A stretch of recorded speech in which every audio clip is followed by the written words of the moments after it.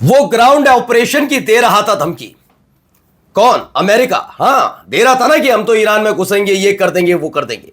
इन सब के बीच ईरान ने एक जबरदस्त हमला किया, ऐसे वक्त में जब आयतुल्लाह खामेनेई साहब के बेटे मुस्तफा खामेनेई ने सुप्रीम लीडर की कमान संभाली है ईरान में। उसके फौरन बाद इजराइल के अंदर वही हुआ जो 28 फरवरी को इजराइल और अमेरिका दोनों ने मिलकर ईरान में किया था।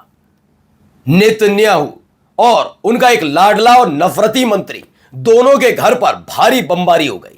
हालात क्या बने वो तो आपको दिखाऊंगा। दावा किसने किया, कहां से खबर निकली, वो भी देखिएगा, दिखाऊंगा।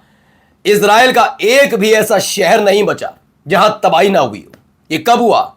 जैसे ही कमान संभाली उसके 2 घंटे के भीतर इजराइल धुआं धुआं हुआ है। इस बार जो तस्वीर निकली है, यह तस्वीर ना पिछले साल निकली थी, ना 28 तारीख के बाद निकली। आज यह तस्वीर दिखाना बहुत जरूरी है क्योंकि मुस्तफा खामेनेई को लेकर लगातार नई नई कहानियां सुनाई जा रही थी, लेकिन अपने पिता से ज्यादा आगे एक कदम बढ़कर इन्होंने इजराइल और अमेरिका को आईना दिखा दिया है। और भी कई महत्वपूर्ण खबरें आपको दिखाऊंगा आपको खबर यह भी कि किस तरह के हालात बनते हैं जब अलग अलग कहानियां सुनाई जाती हैं। लेकिन सच्चा दोस्त कौन होता है, कौन इंसानियत को निभाता है, यह भी आपको देखना चाहिए। मैं इंसानियत की बात कर रहा हूं, इसे याद रखिएगा, क्योंकि जब वीडियो में मैं आपको दिखाऊंगा तो आपको याद आएगा बात तो इंसानियत की थी। किसके लिए दिखाता हूं। नमस्कार, मैं हूं प्रज्वल गौतम और आप देख रहे हैं the live TV. The live TV, सच सबसे आगे। आज का ये वीडियो शुरू करेंगे इस वीडियो के साथ। ये बहुत मौजूद वीडियो इस दौर में है जब लगातार इजराइल और अमेरिका की तारीफ कर रहे थे वो लोग जो ईरान से नफरत करते हैं। क्यों करते हैं? धर्म के आधार पर समझ गए होंगे, लेकिन फिलहाल देखिए।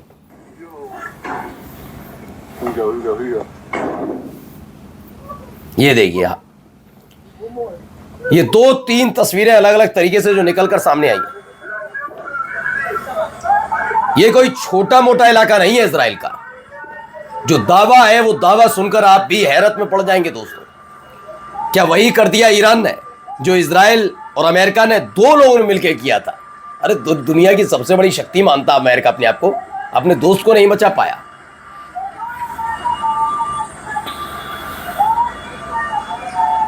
यह मामूली इलाका नहीं है इजराइल का। दरअसल ये जो दावा है, दावे को जरा पढ़िए। इजराइल लार्जेस्ट बंकर, बहुत बड़ा बंकर बनाया गया था, वहां पर ये स्ट्राइक हुई। अब बहुत बड़ा बंकर होगा तो कोई रेहड़ी लगाने वाले के लिए तो बंकर में जगह नहीं बनाई होगी। जी हां, कोई खास था। खास कौन था? नेतन्याहू का घर और उनके सबसे नफरती मंत्री बेन गुवेर का घर। पढ़िए। Sheltering most of Israeli leaders got bombed by Iran. Iran ने इजराइल के टॉप लीडर्स के घर पर बमबारी कर दी, जिसमें बेंजामिन नेतन्याहू और बेन गुवेर दोनों का घर शामिल है। दोनों का घर शामिल है। वहां पर दावा है इनका, अदामू बी गराबा का, कि भाई नेतन्याहू के घर और बेन गुवेर के घर, दोनों के घर पर यह हमला हुआ है।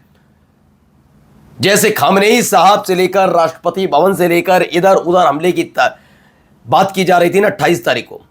अब देखिए एक ऐसा हमला जिसने सबको हैरत में डाल दिया, मात्र यह कहा जाए 10 दिन के भीतर।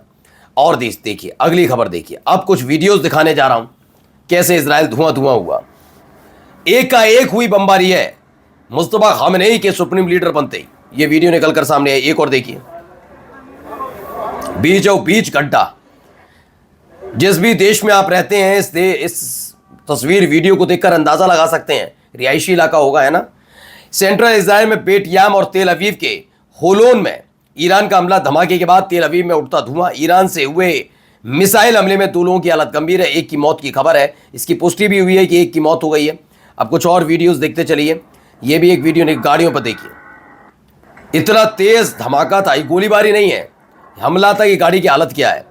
ये एक निकल कर आई तेहरान टाइम्स की भी खबर है तेल अवीव पर हमले की, जो भी हमने आपको दिखाया भी। अब एक और वीडियो देखिए। ये देखिए मलबा पड़ा हुआ है गाड़ी के ऊपर, जमीन में हो गया है गड्ढा।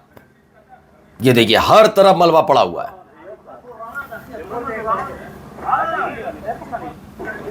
दहशत इजरायलियों के चेहरे पर। देखते चलिए, दावा मिश्रा अमरीश का है, वो दिखाता हूं आपको, लेकिन पहले देखते चलिए।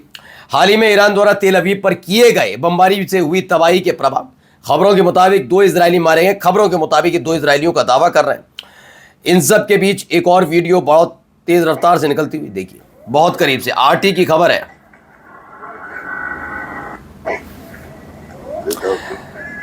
तो तेल अवीव का दावा, आरटी का दावा है, तेल अवीव में ये न केवल हमला हुआ बल्कि कई गाड़ियां डैमेज तक हो गई। ये बात तो देखिए, आप चैनल में हमें देख रहे हैं, तमाम लोगों को देख रहे हैं।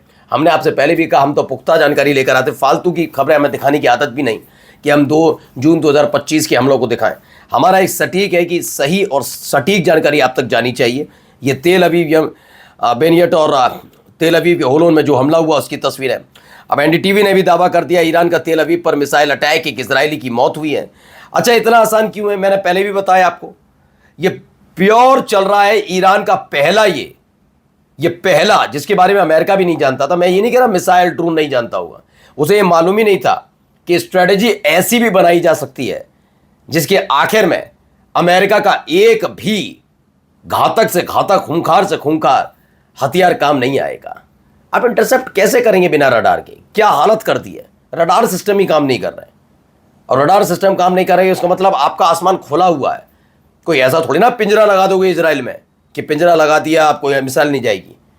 पिंजरे के लिए जरूरत होती है रडार की, और रडार काम ही नहीं कर रहा तो केवल खड़े हुए हैं ऐसे करके, हम देख रहे हैं। अच्छा वो आ रहा है, चले जान दो। हम एक काम कर सकते हैं, सायरन बजा देंगे बस, वो भी सायरन रडार होने पर ही बजेगा। खैर आगे देखिए, एक और वीडियो निकल कर सामने आई।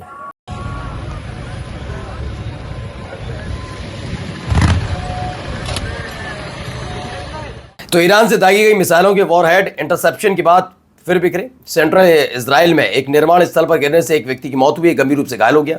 एक अन्य स्थान पर भी एक व्यक्ति गंभीर रूप से घायल बताया जा रहा है। घायलों को उपचार के लिए अस्पताल ले जाया गया है, हालत गंभीर है उसकी भी।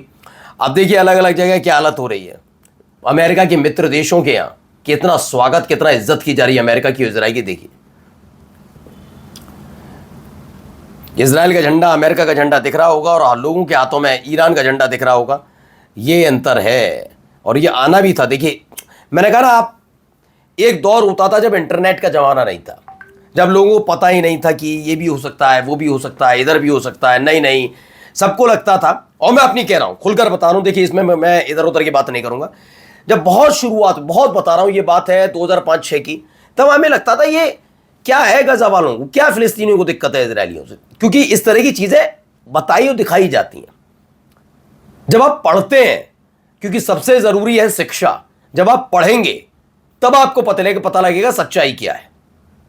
तब जाकर पता लगा कि इजराइल तो अवैध तौर पर बसा हुआ है। हमारे देश के पूर्व प्रधानमंत्री अटल बिहारी वाजपेयी भी इसके साथ थे।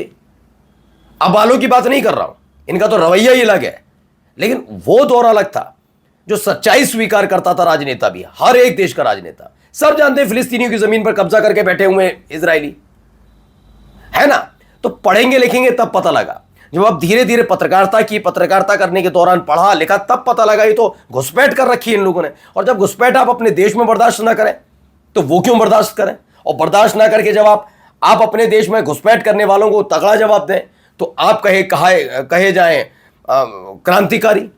और जब गजा वाले, घुसपैठ करने वाले यानी ईरान वाले जब अपने ऊपर हुए हमले का जवाब दें तो कहला जाए आतंकवादी। ये कौन सा दोहरा मापदंड है? ये नहीं होना चाहिए ना। इसी से बता रहा हूं, शराफत की चादर सबके चेहरे से खींची। और इस दौर में दुनिया के सारा ये जैन जी जितने हैं ना, युवा पढ़ रहा है और पढ़कर ये समझ रहा है कि हमारे देश की सरकारें कितनी मक्कार हैं।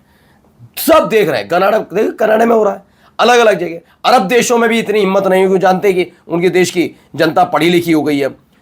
पढ़ी लिखी का मतलब पहले भी थी, लेकिन अब नेट है सबके पास, पढ़ना चाहते हैं, गूगल में देखना चाहते हैं। और जब पढ़ते हैं तो देखते हैं कि इनके देश की सरकारें किस व्यक्ति का साथ दे रही है। अब ये देखिए वीडियो।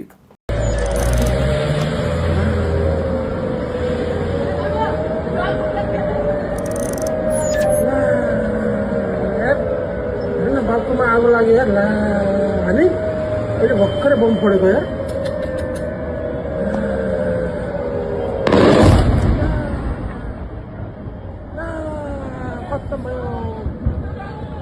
बजे तो खबर निकली, बहरीन का स्टेट ऑयल कंपनी है बैपको, उसने डिक्लेयर किया है कि फोर्स मेजेरे और for its shipment after N Iranian attack set it only refinery on fire, कि हाँ वाकई एक बहुत बड़ा हमला हुआ जिसकी वजह से हालात आप देख ही रहे, आसमान में उठता हुआ धुआं।